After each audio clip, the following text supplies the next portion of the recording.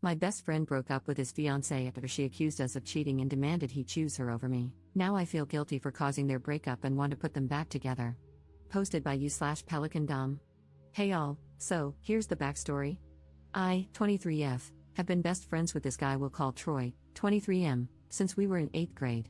All throughout high school, we hung out together with our other mutual best friend, Adam. The three of us spent a lot of time together and did nearly everything as a group. In high school, we experienced our fair share of losses and trauma.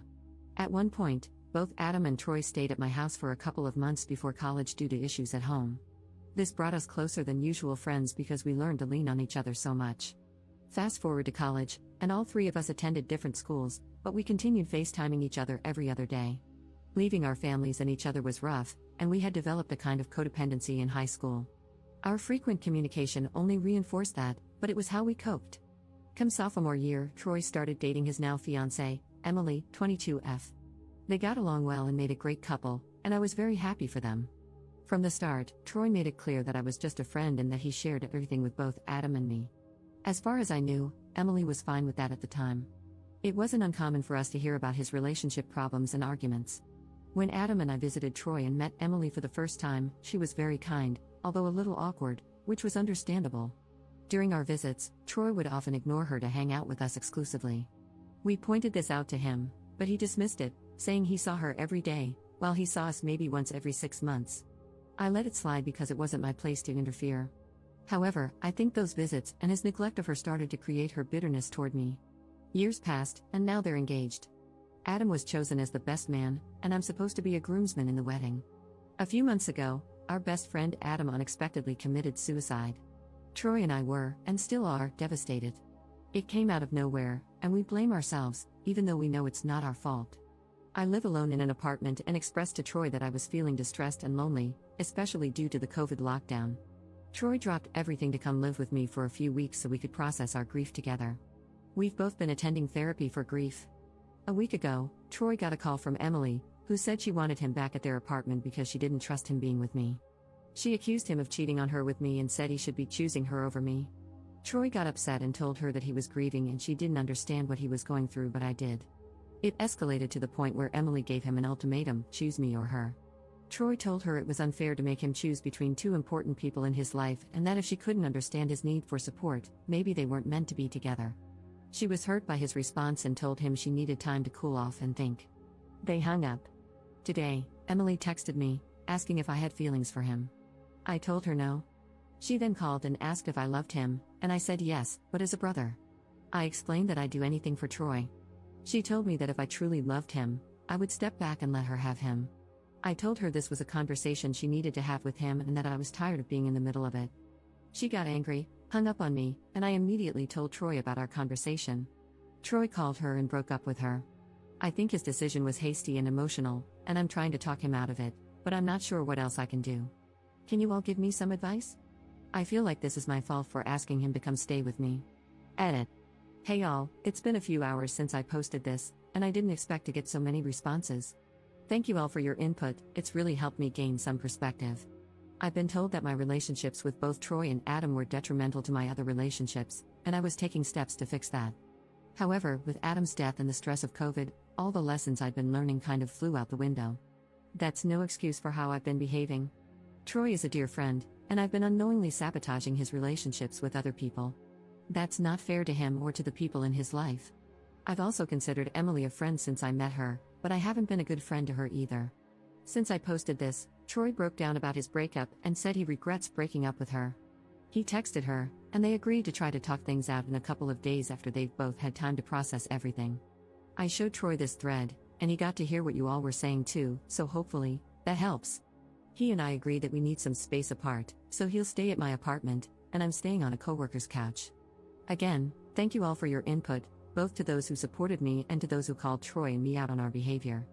Hopefully, with continued therapy and eventual boundaries, we can maintain a healthy friendship and also have healthy relationships with others. Update 12 days later. Hey all, I thought I'd give you an update on what's happened since I made my first post here. A few hours after Troy broke up with Emily, he broke down in tears and was miserable. He regretted breaking up with her and texted her. They both agreed to talk after a few days once they had the chance to cool off and think things through. I also texted Emily after I got some advice from a DM and apologized for everything and for how I may have hurt her. She replied with a simple thanks, and that was it, but that was all right. I needed to apologize to her. That evening, Troy and I went over the comments from the original post and talked with each other. He and I agreed we needed some space, so that night I called up a coworker and asked if I could crash on their couch for a few days. They agreed, so Troy stayed at my apartment, and I went to my coworker's place. We didn't talk for 5 days to give each other space. That was really hard for me because I kept overthinking that Troy hated me and didn't want me in his life anymore. I was convinced I was going to lose him, and that made me miserable because we had just lost Adam. But that was just my anxiety speaking. After a few days, Troy called me and said he had spoken with Emily, and they were back together. I was so happy for them and relieved. I wanted to ask for details, but I figured I had stuck my nose into their relationship enough as it was, so I didn't ask, and Troy didn't say anything. He told me I should come back to the apartment, and I asked if Emily was all right with that. He said yes, so I moved back into my apartment. When I got back, I asked him if he was going to return to his apartment with Emily, but he said no due to COVID, so he'll be staying with me for at least the next few weeks. Having had several days apart with no communication was something new for us, so when we were together again, we talked about everything we'd been thinking about. We talked about how much we missed Adam, what we could have done to help him, and the guilt we were both holding on to. It also came out that Troy had rushed to my side when I asked him to because he was afraid I was suicidal and didn't want to lose me either. I felt really guilty about that. I scared Troy, and that was never my intention. Then we started talking about all the memories we had with Adam, and that was really uplifting, even though we were crying the whole time. I also told him how nervous I was during our time apart, and he said he felt the same way. We laughed about it and agreed we need to work on our independence from each other. The next day, I got a call from Emily and answered it. She wanted to apologize for assuming I was with Troy and to talk about the text I had sent her. She and I had an emotional talk for a couple of hours, but eventually, we understood where the other was coming from. She mentioned that she often thought Adam and I didn't like her, but that was only because we hadn't properly included her whenever we were with Troy. By the end of the talk, we agreed we should communicate more since Troy is significant to both of us. It was good to talk with her and clear everything up. She's a super sweet and considerate woman, and I think she's perfect for Troy. I'd love to be her friend too. Troy and I are going to therapy and working on our codependence and grief counseling in separate sessions. I've also started looking into a codependence group and think I'll start attending those meetings. Since there's only one in town, Troy isn't going to join because we don't want to go to the same one. Emily also mentioned that she and Troy are going to start couples therapy, so that's what they'll be doing once he moves back in with her. So that's the update. Emily and Troy are back together. Troy will be staying with me for the next few weeks, and Emily and I have started building our friendship. Hopefully, from here on out, there will be more communication between them and better boundaries between Troy and me.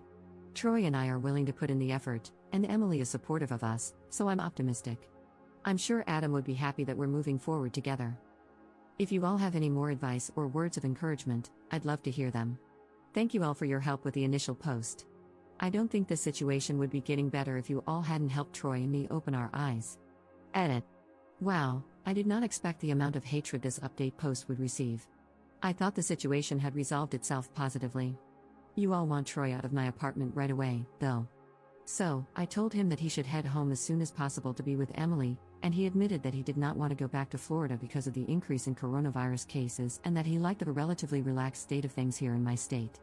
I told him he was being paranoid and that he would be alright if he quarantined once he got back, not the most sympathetic thing I could have said. But since he works from home anyway, he can quarantine without any issues. He called Emily, and they bought a plane ticket for him to head back in 3 days, so he's leaving. Emily is excited to have him back, and I'm glad they can be together again.